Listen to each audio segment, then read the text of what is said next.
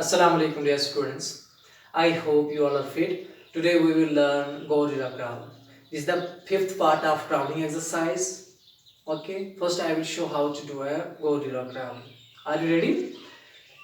First you must come in the squat down position, same like this. Then place your hands flat on the floor in front of you. Then shift your body weight forward to your hands on the floor. Okay. Then jump your feet forward and place them outside your hands. Okay.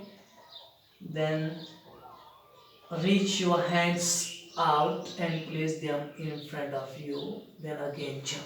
Okay. Same like this.